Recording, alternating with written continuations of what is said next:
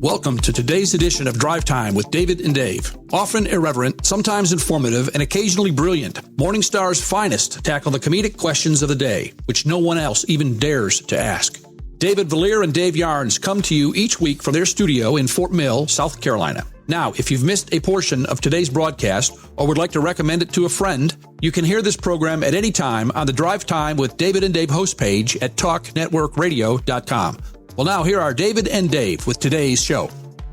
Hey, everybody out there. This is Dave Yarnes. I've got my great friend, David Vallier. And this is Drive Time with Dave and Dave. Do you actually have to be driving to listen to it? I think it's more beneficial, like driving, flying, running, working out, something like that. Yeah, so get in your car / yoga pants or whatever you need to do. Yes. And hey, yoga pants, before we even get into today's episode, where did that come from? I don't know. Let me tell you who shouldn't wear them. Men. You know that's a thing. Oh, that's a thing. Men wear yoga pants. Really? Yes.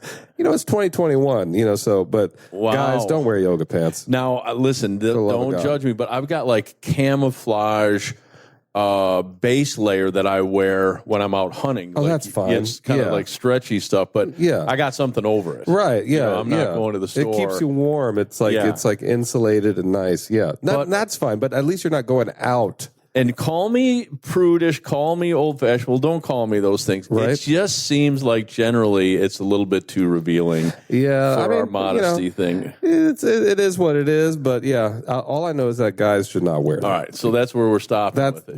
That's where I'm at. I'm just like, guys, just don't wear yoga. If you're going to wear yoga pants, then just don't wear any pants. And as long as we're on the subject, you can't pull the sweatpants up over your belly, right? Well, I think once you get to a certain age, you can. Okay, all right. I think like 70, 75, you can wear sweatpants like up to your chest, which I've seen. Like chest waders. Yeah, so I don't know what it is. It's like sweatpants, a suit coat, and like sneakers. Yeah, no names need to be mentioned, but I know.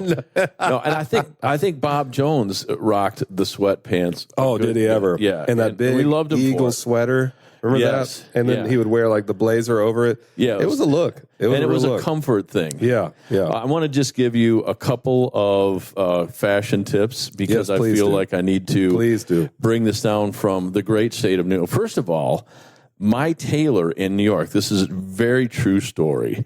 I met him, he was probably 65. Mm-hmm. He had been tailoring men's clothes since the age of 7 years old in Sicily. Wow. So you get good at something. Yeah. And he couldn't speak a lot of English. He was Italian from Sicily. And he knew I was like a pastor or something, so he called me Father, like Catholic Church. Oh, that's awesome. Father, how are you? Father Yarnes. I like that. Yeah. How are you? And then he knew 3 phrases. One, is it too big? Right? Right. The other one was like when it was really good, then he had, I think, is it too small? Mm-hmm. That was the other side. But other than that, he had like a movie star. Oh, that's a good one. Yeah, so when you were good, you looked like a movie star. So I still have coats that he made. But here's a couple of things.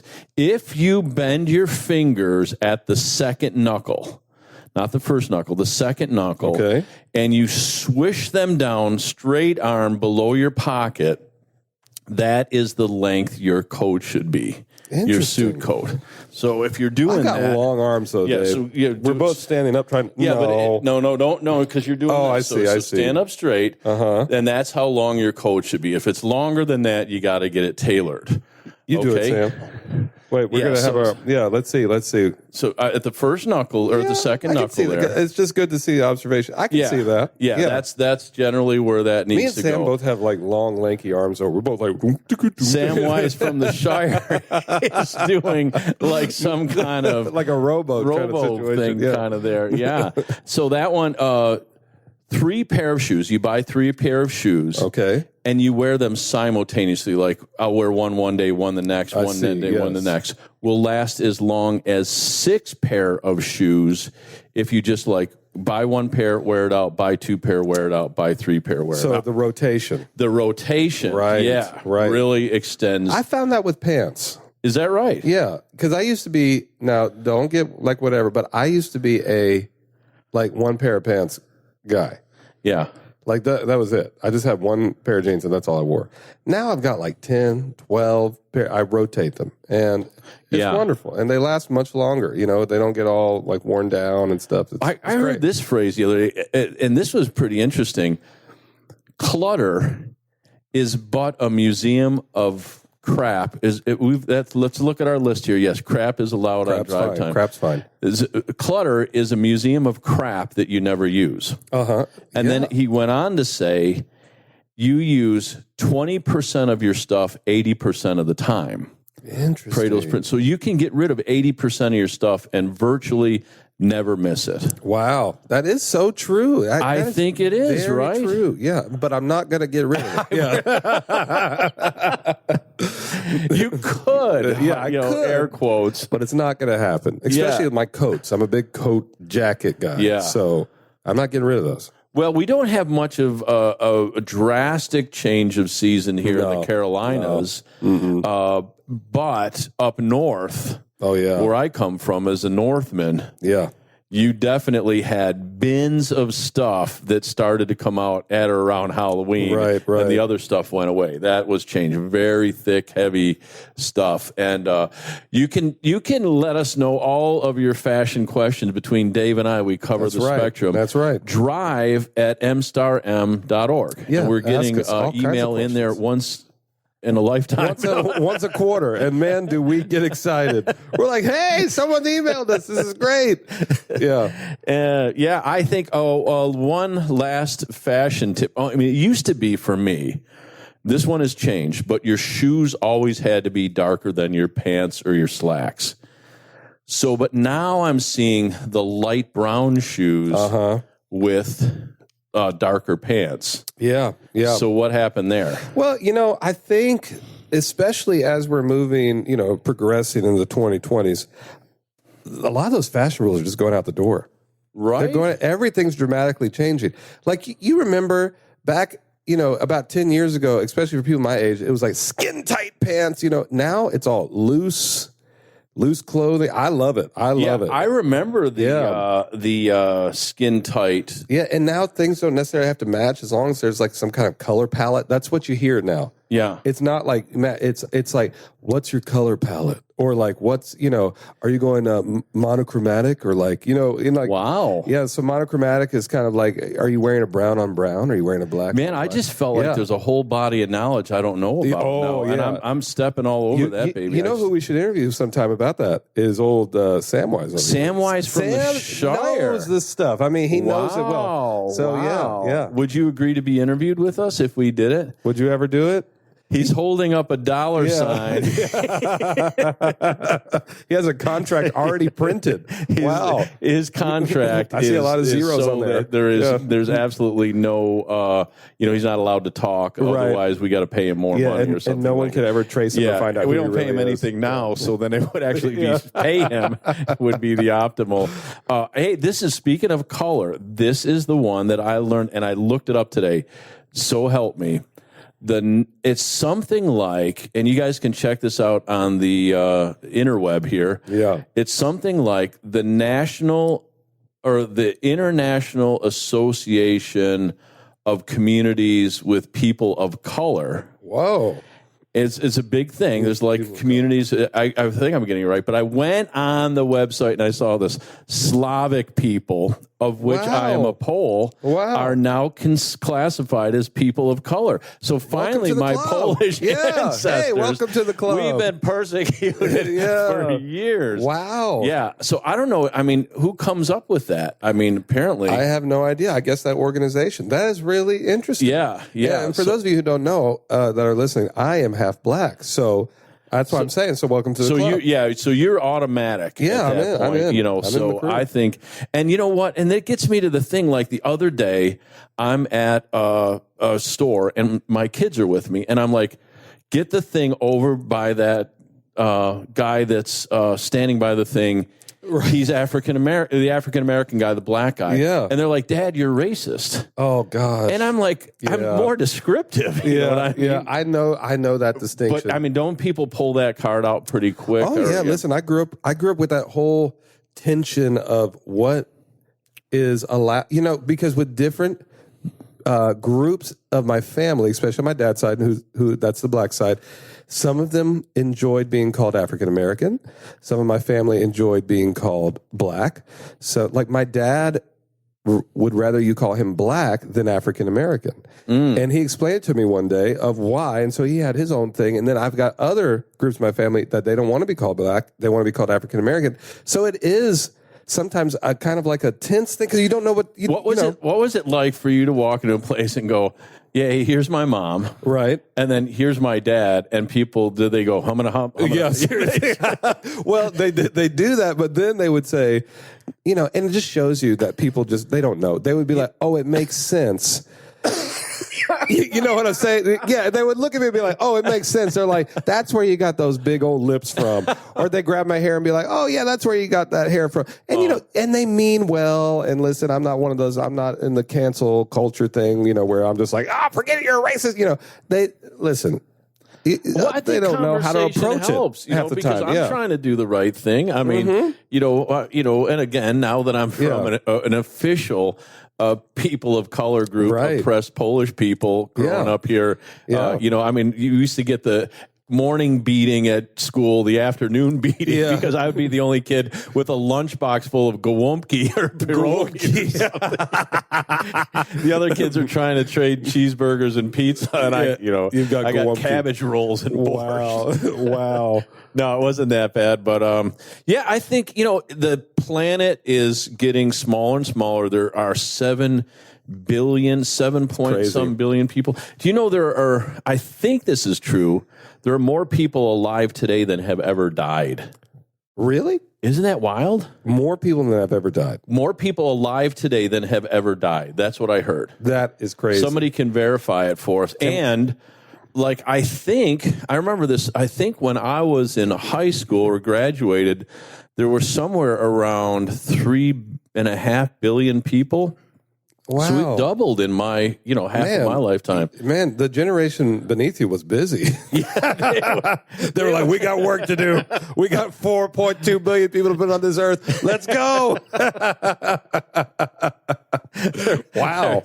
Yeah, they're getting after it. And now, I mean, when I was a kid, I was from a family of 5. Now I think that would seem unusual. It would, yeah. Like for you, if you were out with your friends your age and somebody said, hey, I got 5 kids or I got 6 kids. Yeah, I'd be like, what's wrong with you? Yeah, why? You're Amish or do you homeschool? Exactly. Or, does everybody drive what cult do you belong to? Yeah, pretty much. Are you Mormon or? Yeah. Now listen, I know people. We've got a friend that's got 8 kids, a mutual 8 friend. Kids, yeah. And man, and they're doing it, and they've done it well.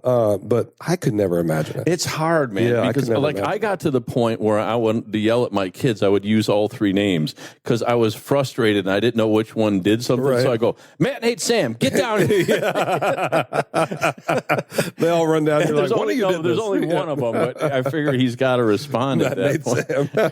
That's hilarious. Yeah. All right. I want to get back to. So this is part of our underlying constitution. Our shtick. Yeah. Is to provide quality. Now I'm not talking about quantity. I'm talking about quality. Yes. That just drips from your DriveTime podcast like honey from the mouth of God. And it comes, and we do oftentimes have such spiritual depth that even the most significant scholars would be amazed. So from our proprietary source, people that know more stuff than we do, I've got some just strange and unusual facts. But I think, I always thought, and then this might be sacrilegious, but I always thought, maybe God allowed angels to make some of the animals that roam on the earth. And then maybe some of the angels were better than the guy that made the giraffe. Right. He was a student and God's like, hey man, great job. Yeah. But then somebody made the platypus and he's the participation award. He's like, hey. Yeah, good job ish. Yeah. Was this on purpose? Yeah, and then oh, look, it's got a tail in the front and in the back, and it lays an egg. Like, wow. Be honest with me. Were you drunk?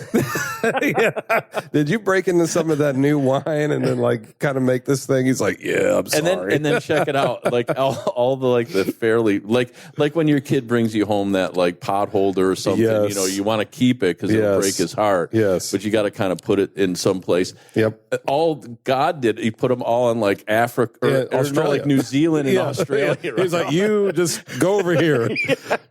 all the most deadly / ugly animals. Let's play some you got here. Platypus and kangaroos and koala bears and sloths. Yeah, you know they have the deadliest. That is per, what do you call it, capita or whatever? Yeah, they have the deadliest animals in that area in the world, like several of them. It's just crazy. The black mamba. Yeah. Well, no, that's in Africa, but there's several. I mean, they have a tree, and I know this. I've got a great friend. He's Australian. He's like, hey, when you go on walkabout, you go out, you got to be really careful. But this thing will mess you up for years. It does like nerve damage. If you guys know what that tree is called, but like you just touch it, and it's not like poison ivy. I mean, like people have committed suicide that have touched it really bad. Yes. So I don't know how we got off on that. But me neither. That's back to the proprietors. This is what we do know. The severed head of a sea slug can grow a whole new body. That is absolutely terrifying. Wow. Wouldn't that be cool if humans could do that? Because I need a do-over about this time. Yeah. I don't know how long it would take. Like, if it would take a couple of years and what I just got to, like, trust somebody to carry me around for hide in a cave and just let the process begin. Like, pay somebody, just be like, listen, on this date, I need you to start bringing food 3 times a day. I have a savings account. To access this account, you do this. Just bring me this food. And then that way, and put it near my severed head as it regrows a body. And I'm just thinking about this. This would be a great strategy. Like if you just wanted to go into like a foreign country and you know that you would be like, arrested and killed, you can like provoke them and be like, yeah, just chop my head off then. And you're like, and then throw it into a really, really secluded space. No, put it in this self-addressed stamp seal. Frozen. I bet you won't. They chop your head off. Then you show up 3 or 5 years later and be like, I'm back. And you got a whole new body. All the tattoos are gone. Yeah, all the you can start a whole new life. Sea slug, and I bet, and I'm sure this stuff is out there, but I'll bet they're kind of like genetically mutating stuff now and stuff probably. Like that. I think I got like a whole ethical problem like that, right? Yeah.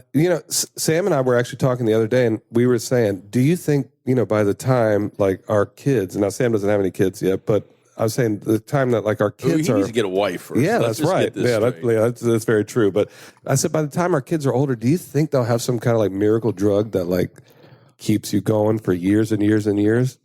I mean, at this rate, you never know. Is that like unbiblical? Aren't we only supposed to live to 120? I'm just thinking of like rich and famous people keep it to themselves at that point. Right. Yeah. Like, hey, hasn't she been a superstar model for like 86 years now? No, it's the year like 2200, and we're like, Betty White is still alive. Wow. Like, how is this possible? Wow. Yeah. Hey, just shout out to family and friends.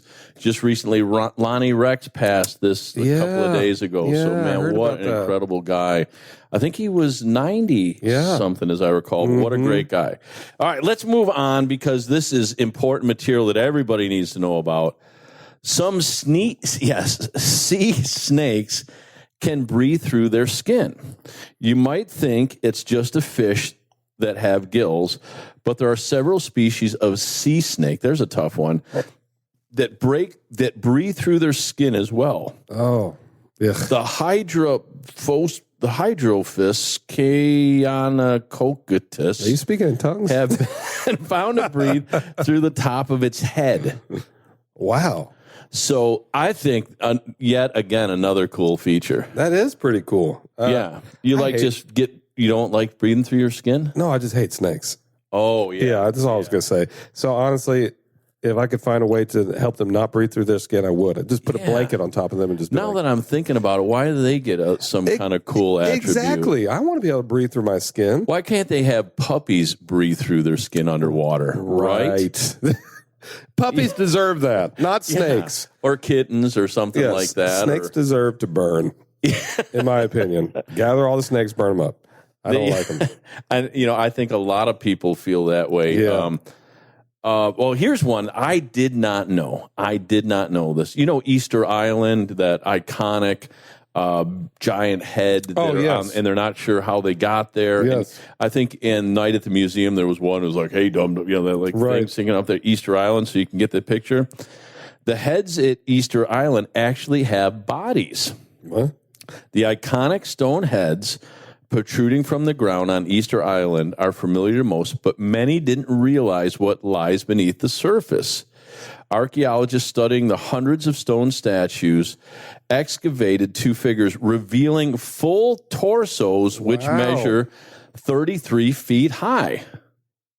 Wow. That's crazy. That is crazy. So, because they're like, how did they get the heads over there to begin with? You know what I mean? Because, somebody was doing that. And then they got bodies underneath. What? Wow. Yeah, why? Because, certainly somebody I didn't know did that. That's kind of crazy. And it took a whole lot of engineering and a lot of resource.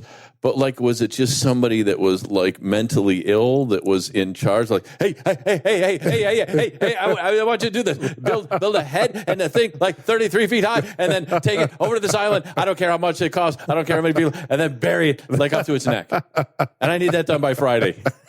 Yeah, that is insane. I can't believe that. That was my New York neurotic. Right, impression. Yeah. That's just that sounded like somebody who was just way too brilliant for their own. Yes. For their own good. And then is the foreman of the job, would you be like, hey, nothing, but I got to build these 20,000-pound things and take them over on a boat and bury them. Yeah. Couldn't we do anything else? Or anything else. Water or sanitation? No, it's got to be the it's got to be the heads. I want you to bury half their body underneath the sand, and they can never find it again.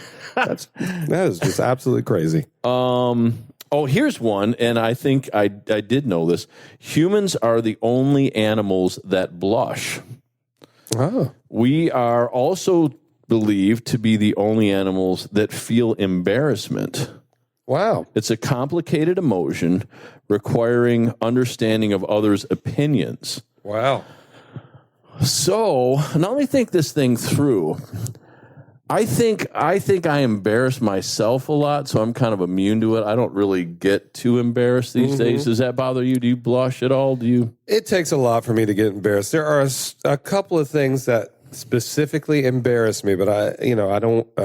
I would gladly say it on the podcast, but okay. But I just don't want to necessarily. I was actually looking at our podcast today and saw that we are considered clean. Did you know that? Nice. In our thing, it says clean. Nice. And so. Wow. Well, I'll just go ahead and say it. To me, this is not dirty. It's just. Whoa, wait. No, listen, we just got the rating. For the love of God, you're going to blow it. No, listen. We're considered Listen, clean. I'll just say this. I'll say this.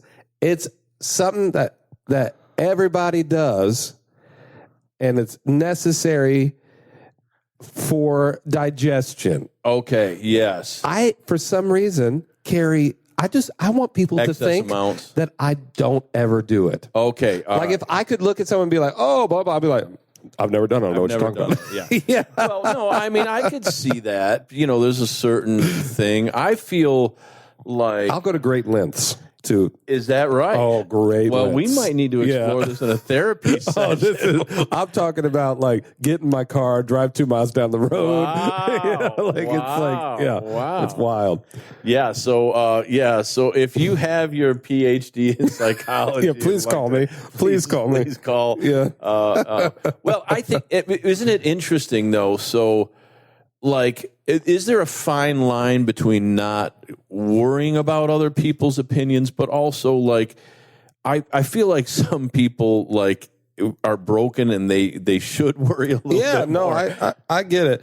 Yeah, there is a fine line, I think, because for the most part, 98% of my life, it takes a lot to embarrass me. It takes a lot for me to care also about what people think.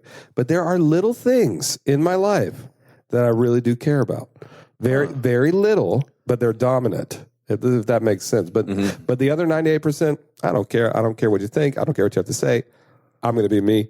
But yeah, there's those little things that I could just get embarrassed about if I let myself. Well, just to reciprocate to, I think this one is fairly innocuous, but like I drive a truck because I'm in the outdoors a lot, and four-wheeling, I put stuff in the back, and like a little hobby farm. But a lot of times I'm bringing junk home or clothes home or something, and it's so. It's not. There's a difference, isn't there, between dirty and cluttered? Yep. Like it's not.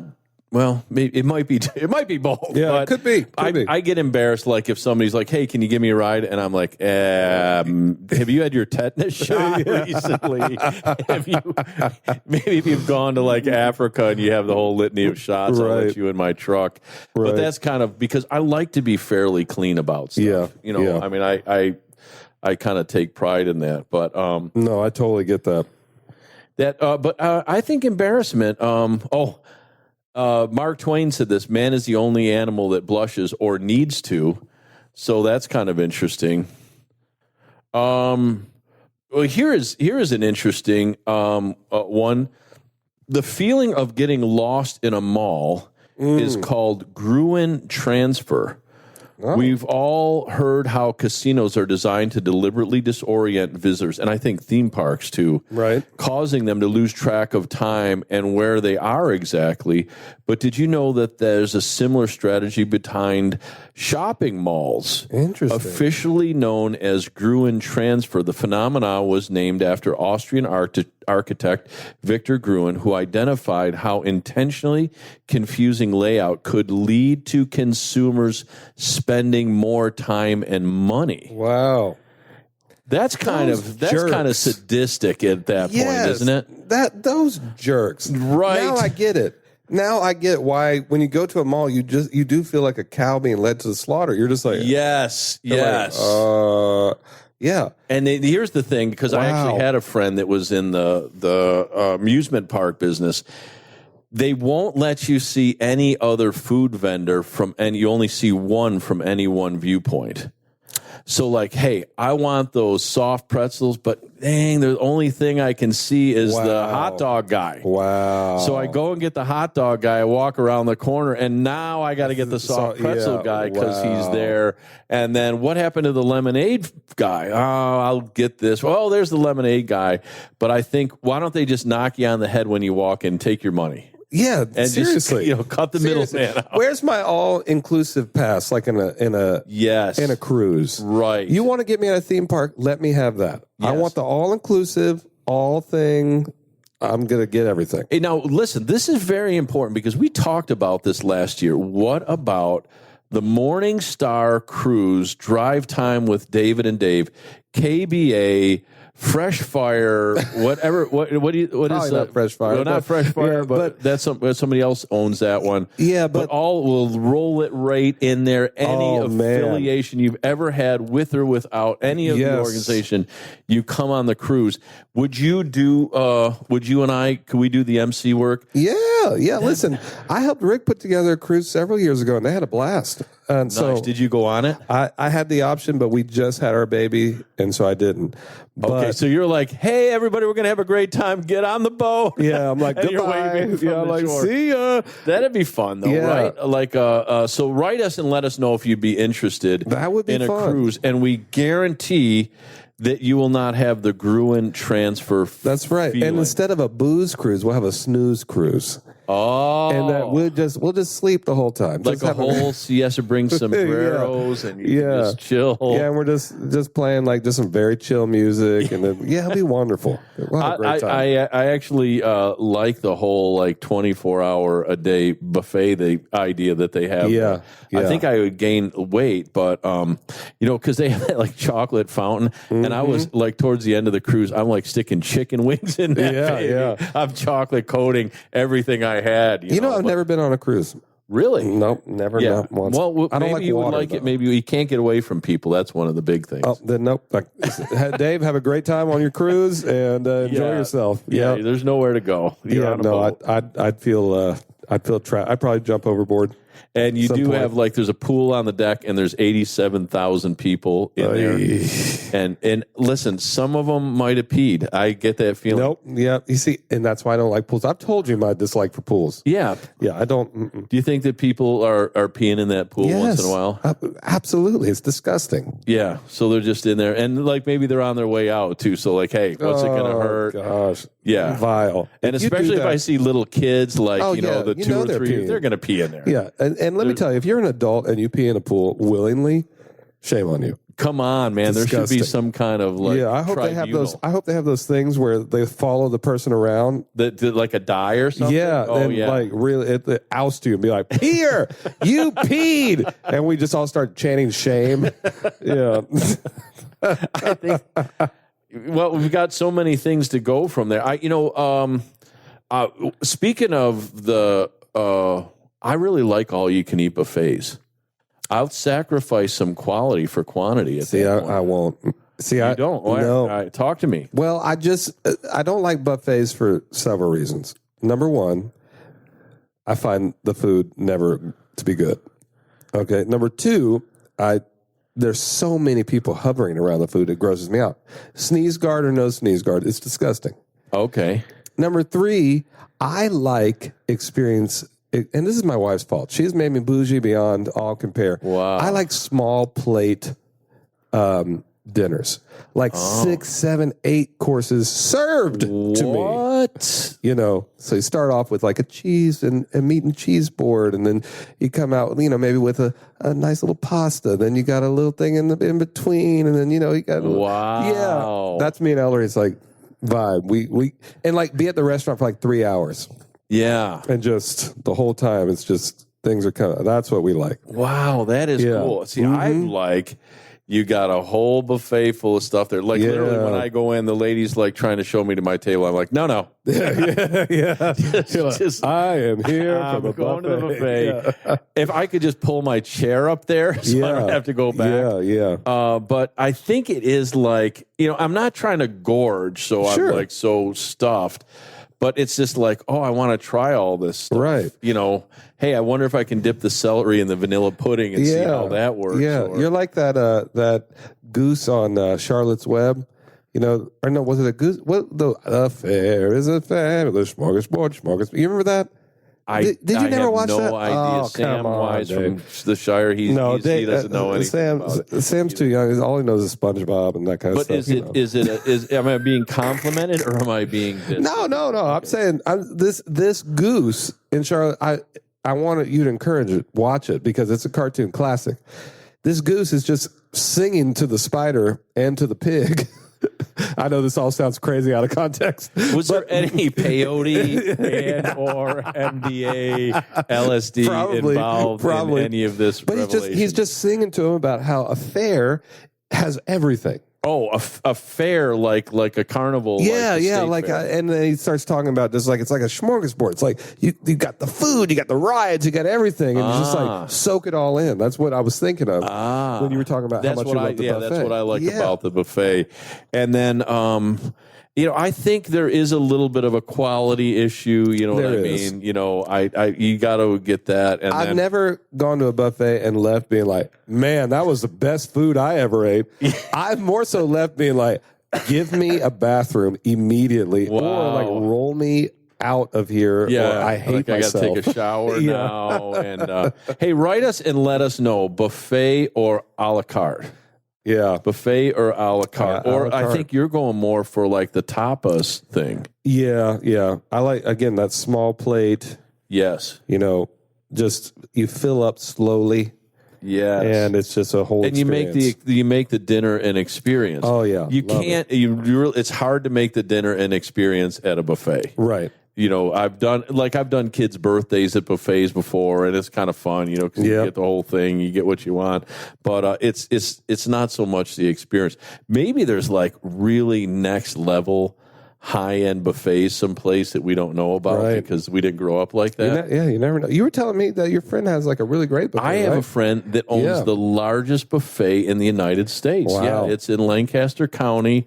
He's a great friend of mine, and I would tell you the name of it, but I forget the name of it. But I've eaten there, and it's really high quality stuff. That's good. But, plenty of it, and then I would think people would tend to overeat, though, right? I mean, yeah. When you have endless amounts of food, I mean, yeah. Oh, yeah, endless amounts of temptation. All right, here's one for you. The hottest spot on planet Earth. The hottest spot on planet Earth. Specifically, the hottest spot ever recorded, temperature of 136 degrees. Yikes. On September 13th, 1922. 1922, I guess they knew, like, scientific... Yeah, they had thermometers back then, I think. Yeah. It's like somebody with a thermometer. I mean, is it reliable? Now, they talked like this back then, so they were like, hey, listen here. It's 132 degrees. I can't believe it. Wow. Where do you think it was? Ecuador. Wow. Yeah, because you got the equator. I could see that. It's actually Libya. Wow. Yeah, I can and see forgive my geographic. Libya is near like Iran, Iraq, that kind of thing. Okay. Like yeah. The hottest spot ever. Well, hey, guys in Libya, if you need anything from us, like little fans, like we can give them to you. Somebody used to call them funeral home fans. Oh gosh, why? But did you ever see the ones? Oh, the ladies fan themselves. You with see, the I called them church fans. Church fans. Yeah. Well, maybe if you didn't go to church, the only other place to get them was at the funeral home. At the funeral home. Wow. So okay. but you fan yourself with it. Yeah. And you ever do that? No, you didn't. No, not really. I mean, I never had those fans. I was around people that had those fans, but yeah. This one, I think, if you haven't tuned in before, it's been worth your while going through 2 seasons of material to get this fact. You lose up to 30% of your taste buds during a flight. This may be how airplane food gets its reputation. The elevation in an airplane can have a detrimental effect on your ability to taste things, according to a 2010 study conducted by Germany's Fraunhofer Institute for Fraunhofer. The dryness experienced at high elevation, as well as low pressure, reduces the sensitivity of your taste buds. So 1/3 of your taste just goes on that flight. That makes a ton of sense because everything tastes like absolute. You can say crap. Okay, thank you. Crap. Yes.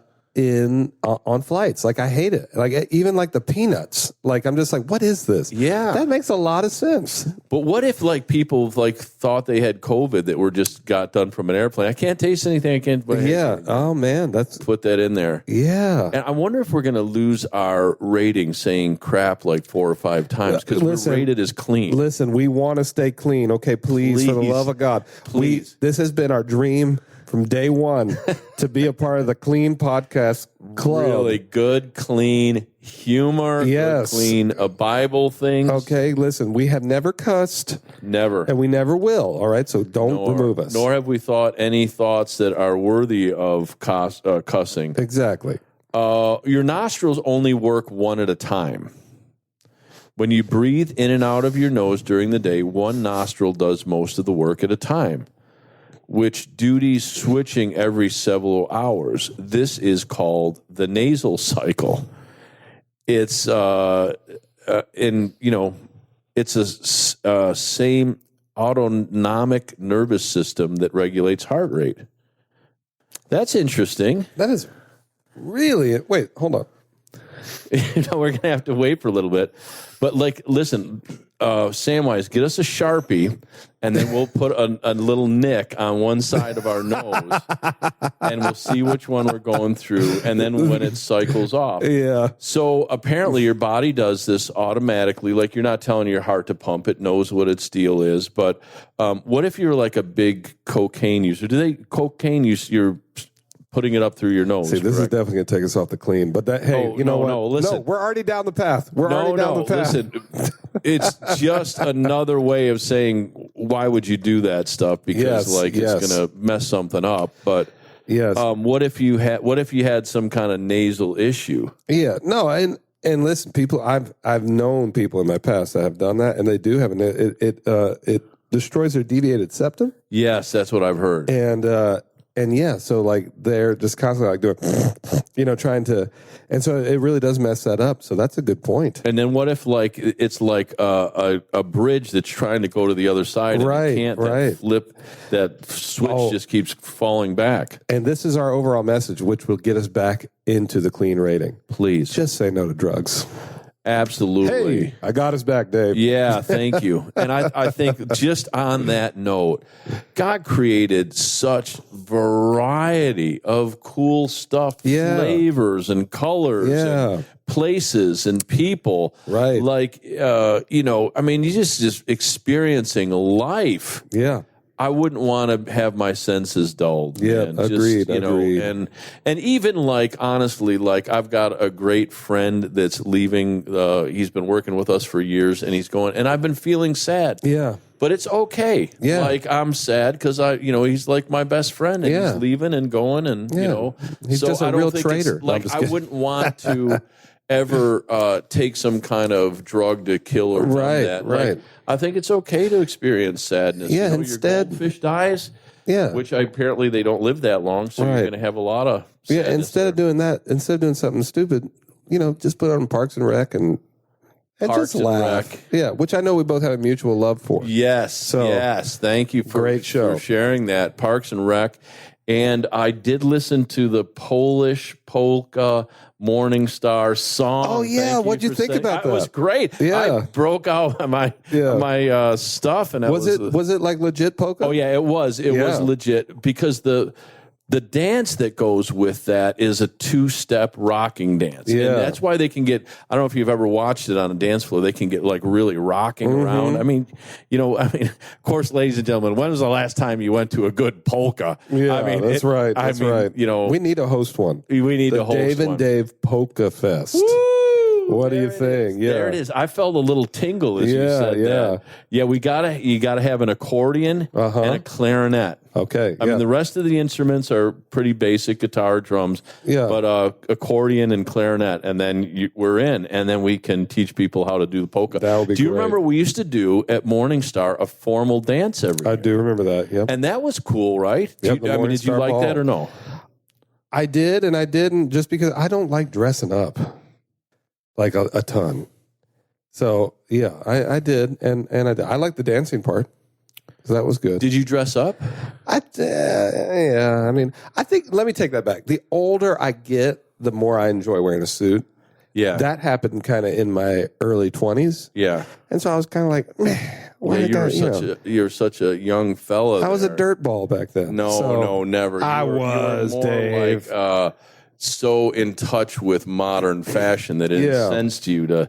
But that was back in the skinny jeans days. Yeah, I remember when that was like a big deal. You paint those babies on. Not quite spray yoga pants. We've already established that. Yeah, might as well have been spray painted on. I want to end with this one because this one is also very, very informative. I mean, who knew that nostrils work one at a time? And that's it's crazy, earth shaking. That's why you tune in to quality entertainment this. Education. There are only 2 animals that like spicy foods. One is humans.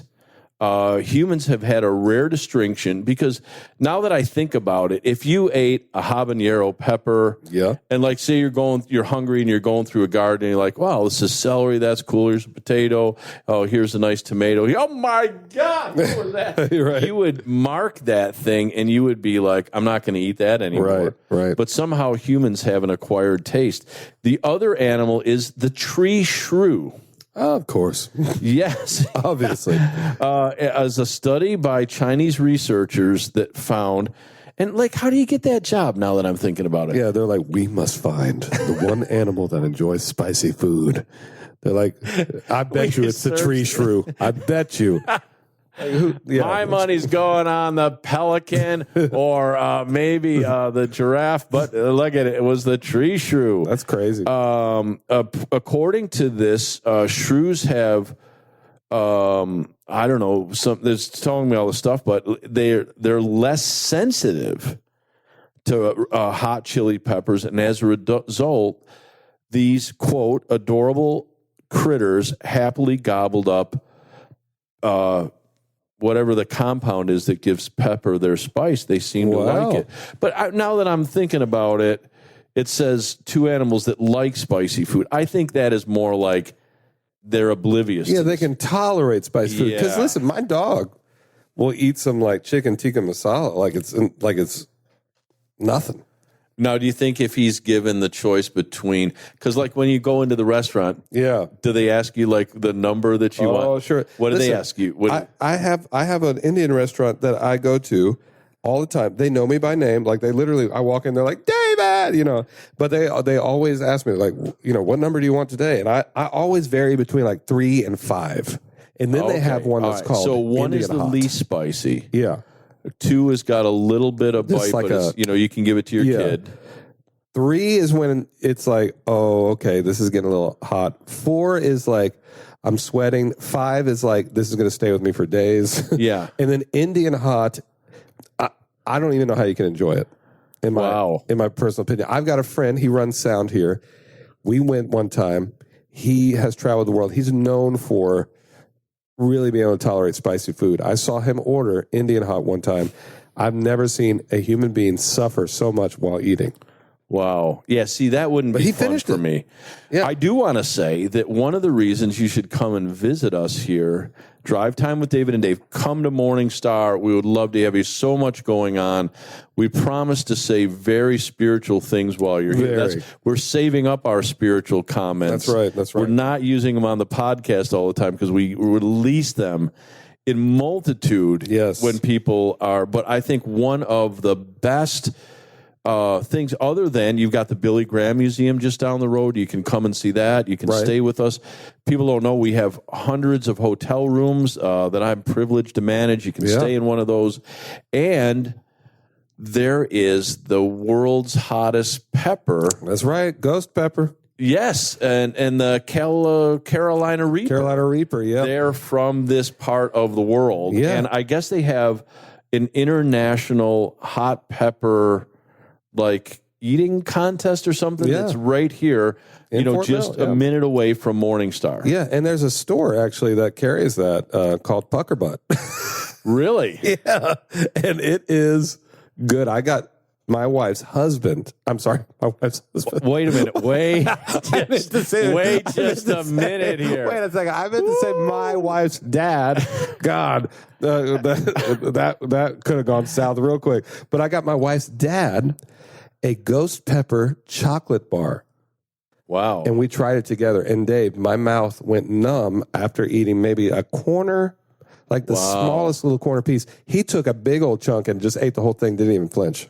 Wow. But I mean, this stuff was hot. You could smell it as you were unwrapping it. I mean, it was crazy. And I apparently they have like a world champion at this. Yeah. It's actually, I've seen a documentary concerning it. People come from all over the world to right here, Fort Mill, South Carolina. So crazy. We are. And what we're known for, I guess, is this ability to grow and consume on a competitive level very hot things. What if I'm like sponsoring the tree shrew? Like, hey, I'm like, you know what, man, I'm not going to enter this year, but what if I enter my little tree shoe? My adorable little tree. It's just like, he's like eating them down. What do they look like? A tree shrew? I don't have a picture of it, but apparently from the people that know more stuff than we do, they're adorable. I got to look it up. I'm sorry. Adorable critters. How do you spell it? Tree, Tree, shrew, SHREW. Okay, tree shrew. Yeah, it is adorable. It's like a squirrel. I mean, honestly, it's has to be of the rat. Oh, it's like a pointy-nosed squirrel. Yeah, pointy-nosed squirrel with like a cute little tail. Oh, look at this thing. It is cute. Oh, he is adorable. I want a tree shrew, and I want to feed him Indian food every day. Yeah, you could feed him like a strict diet of Carolina Reaper peppers, and he'd be like, thanks, man. I love that. Yes. I really appreciate it. Yeah. Hey, what about the Kopi Luwak? Am I saying that right? No, not as far as I know. All right, so it's a marmoset little animal who looks like that, but that's the one that eats the coffee beans and then poos out the coffee beans. You told me about this. Yeah. And then you collect the pooped out coffee beans. But this stuff is really expensive, and I guess it's like some kind of delicacy. That's so gross. Like people just drink coffee. Like, my God, drink coffee. Yeah, and have you ever been to people where people are like, "Oh man, this cheese is so great"? I'm like, I mean, it's like all right, but it's not like worth $100 better than the government cheese or something like that. Exactly. Is it just my unrefined taste buds? Like, hey, this is coffee that the Kapi Luwak pooped out, or this is Guatemalan Antigua. The minute you tell me something pooped it out, it's not coming near me. No, thank you. What if there was a market? Listen, this could be untapped. You could get in on the ground floor. Okay. We find other things that other animals can poop out, we corner the market on stuff that's... We got squirrel coffee. Don't ask what this means, but it's squirrel coffee. We could do like hazelnuts pooped out by an elephant. We could do... Oh, my God. No. Yeah, we could just corner that market, like exotic stuff pooped out by another animal. Yeah, I'll support you, but I won't be anywhere near that, nor will I be trying But I think it is a delicacy, and I was going to say to each his own, but like, I think nature's way is if something ate it and it didn't want it enough where it actually pooped it out, it's kind of nature's way of saying, leave it alone. Leave it alone.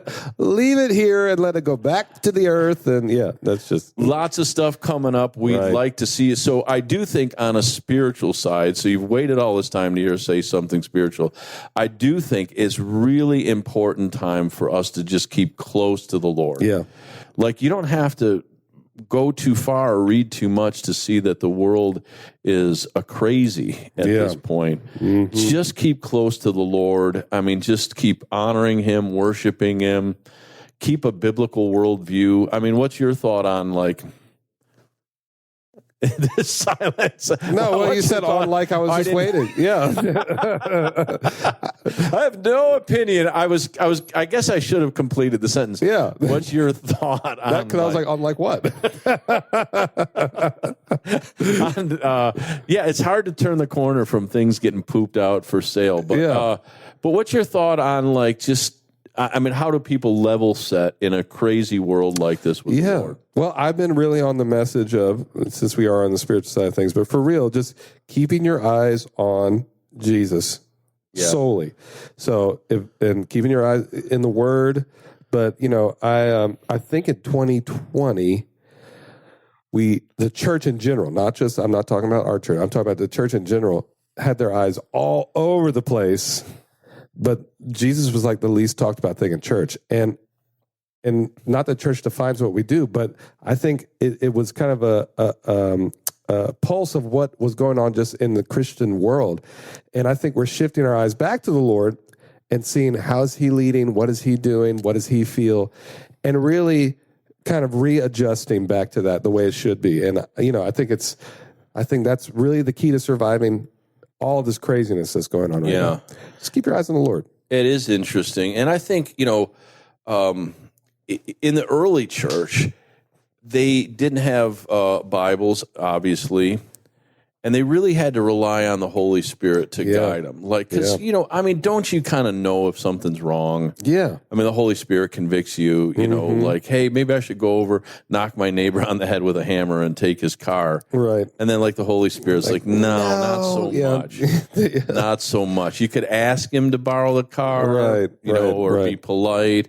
But I think, like, maybe, like, coming back to that sensitivity of, like, Holy Spirit, because I think we want to have good manners. We want to, we deep dive on the spirituality. Yeah. This is going to last for several episodes. We're plunging. And I hear you've got new music coming out. Is that correct? Yep. Got some new music with Morningstar coming out, I believe, in August. We're very close to finishing. So wow. Yeah. So we're really excited about that. Wow. And now, what if it's 50 years from now? It could be August coming out. So that's cool. So I'm just saying, in August, at some point. In August. Yeah, that'll be cool, though. I love your stuff. I really do. It was good to see Amber Brooks back. It was, here man. We had a big bit. time. Remember that was great. Yeah. Because I always picture her as this tiny little girl when she was here. And now she's doing all kinds of amazing things. I kind of picture John Mark McMillan like that. Remember, he was just a little guy when he was and here. now look at him. They're all really great. All these people doing amazing things all over the world. So it's awesome. Yeah, and I've got the Kingdom Business Association. Love hanging out with the business people, man. Business people that get on fire for the Lord are so stinking cool. Yeah, they really are. They're just, I think they're sleepers because people don't realize they're that spiritual, but it's really cool. Well, we'd love to have you come and experience all this and more and watch us feed ghost peppers to a tree shrew. Yes. Live here at Morningstar.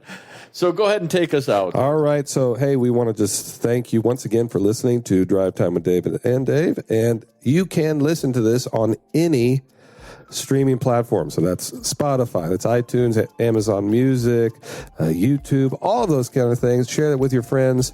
And thank you once again for joining us. I am David Vallier. Dave Yarns. And we'll see you next time. Thank you. Thank you, guys. David and Dave are David Vallier and Dave Yarns of Morningstar Ministries. If you would like to know more about Morningstar Ministries, please visit their website at www.morningstarministries.org. Join us next time when we continue with the next edition of Drive Time with David and Dave. For David and Dave and their studio team at Morningstar Ministries, this is Chuck Christie saying thanks for lightening up with us. Psalm 2 verse 4 starts out, "For he who sits in the heavens laughs." Tune in again next time and laugh with us. Until then, remember to share, tweet, Insta, Snap, and look us up on Apple and Google Podcasts, Spreaker.com, iHeart, Spotify, and SoundCloud, and many other podcast portals. Make it a great week.